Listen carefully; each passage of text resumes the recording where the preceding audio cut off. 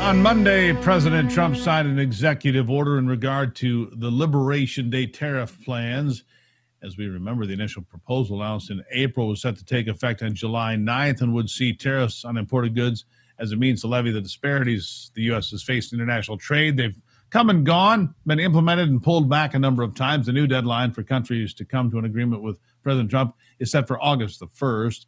The president has set new rates with even written letters to the countries, including them some urgency to consider revised rates, of course. Furthermore, the White House issued a statement on their website that cites this new deadline as a means for international trade with the U.S. to be based on reciprocity and fairness.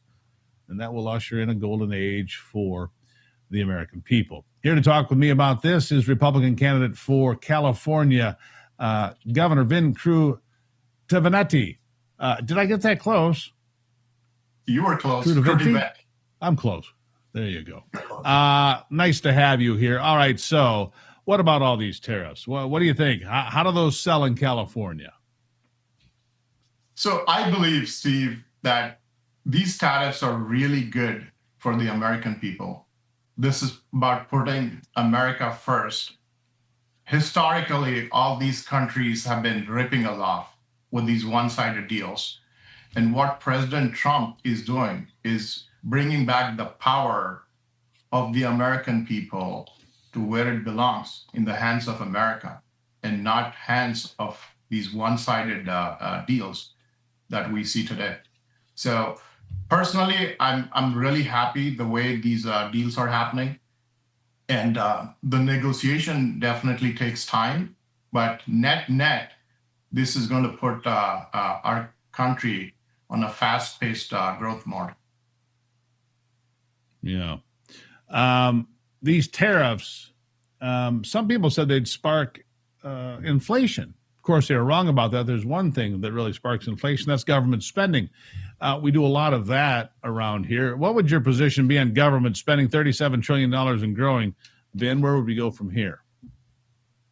So if we look at what President Trump has done since he took over this January, in 6 months, he's secured about $4.5 billion, at least, in foreign direct investments and private investments.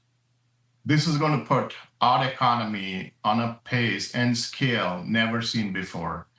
Imagine if we continue at this pace for next 3.5 years.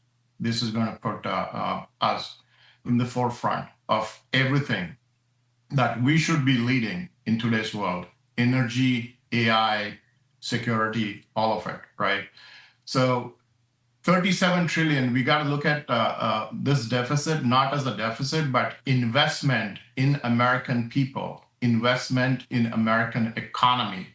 And only these investments are going to grow our economy. Look at President Trump as a CEO. A CEO knows what investments need to be made in the people, in the industries, so that we grow and scale. If we look at Tesla wasn't even profitable in first 13 years of its existence. And we are talking about U.S. economy here. Trillions of investments is going to put us and our economy on steroids. That's my view. Yeah. We need to make the United States the leader in everything: tech, energy, food. Pretty simple thing, isn't it? I mean, we just made a deal with Germany that we'll be the number one supplier of LNG to Germany now. America's now the number one exporter of liquefied natural gas. These are important things. While your governor, Gavin Newsom's running around the country trying to become president, telling us we need to scale back and make everything EV by 2035, which is reckless and silly. We need energy. We need a secure border. We need high tech. We need all of it. And why shouldn't we have it all? We're America. We should have it all, shouldn't we? We should. We should put everything America first. Gavin Newsom has bankrupted the entire California, right? And trying to be the president and then ignoring the state and then running around the country. That model is a failed model. It will not work. But look at all of these trade deals. I come back to the trade deals. And where I come from, where I'm running, Central Valley, California, mostly like ag-based economy. And these deals are opening new markets for our farmers. This is not just like growing in tech, but this is about making our farmers great again. And you will see the results, like, proofs in the pudding. And our inflation is at the lowest right now.